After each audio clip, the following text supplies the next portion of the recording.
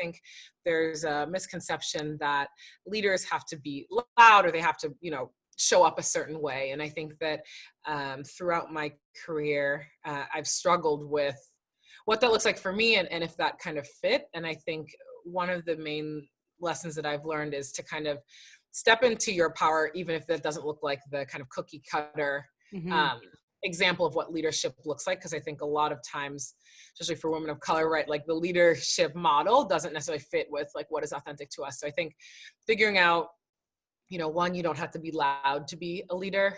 Two, a lot of times I think being sensitive and being very like empathetic has been pegged as not a strength, but I think it's something that has lended well to kind of building trust with key stakeholders, building trust with the communities that I want to serve and support.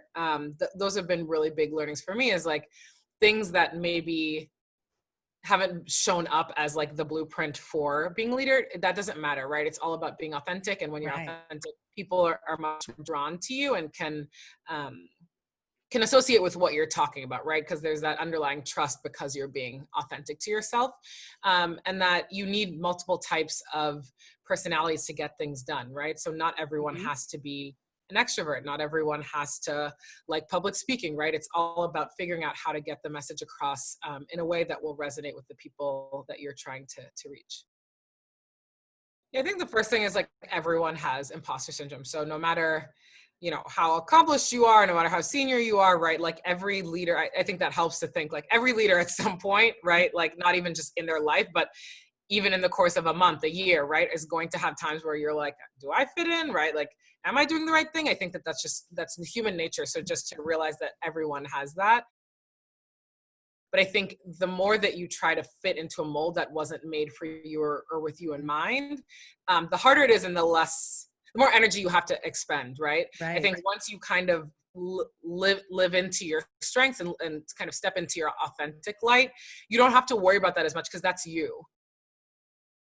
What was the value proposition, right? To get leadership, to get, employee resource group members, to get these like vital stakeholders on board. Like how were they adding value, but also how were they getting recognized? How was it helping with the things that they most care about?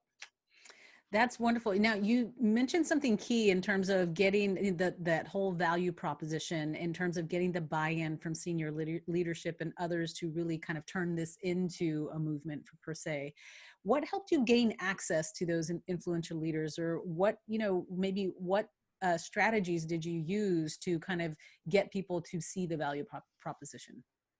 I think, the first thing is, I think all relationships are built on trust. And so I think the first thing is to take time to understand what makes people tick and what they care about, right? So I think the first thing I tried to do with different leaders was to understand more about their business, what was top of mind for them, what challenges they had, what opportunities there were, and figure out how this work could fit into that and amplify and get them closer to their goals, right?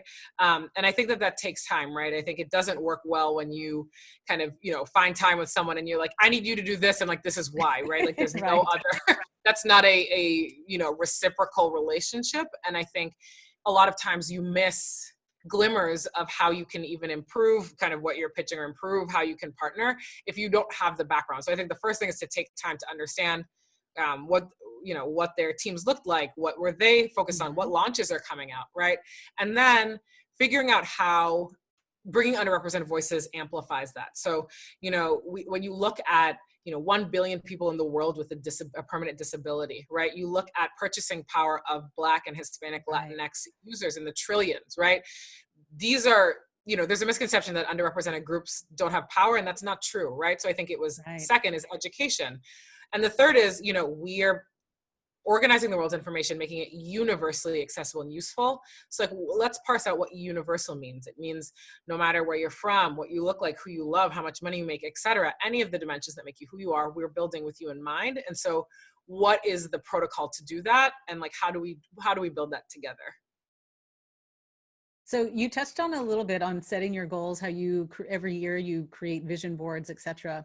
What are some daily habits or rituals that are key to your career success that you would, share with our listeners that if, they kind of adopt, could help them along the way?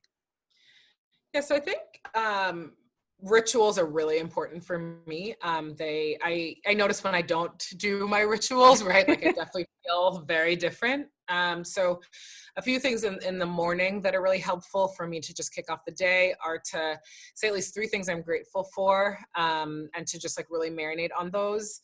Hmm. Sometimes I journal, but sometimes it's not in the morning, like it's just not happening. But I try to kind of have time for reflection, even if it's like 5 minutes. Hmm. And then I set my intentions for the day. I think that that's really important for me, Mm. right? So again, when all these asks are coming to you, or you have back-to-back meetings, to say the 2 things I need to get accomplished today are X and Y. And so it's like, if I accomplish X and Y, like I'm good. Anything else over that is gravy, right? Like I'm like, Right. wow, I was really like thriving today, right? So I think just being really intentional about what you're trying to get done that day, so that when Hmm. other outside things come, you're not getting distracted.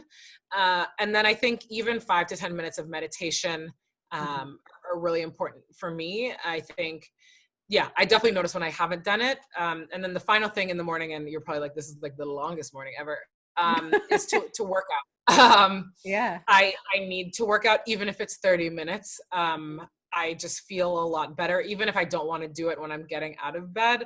I feel so much better after. And so I think having time and space, especially to start your day, that is your own, and you're having time and space to think about like what you want to get accomplished, and practicing self-care, whatever that looks like for you.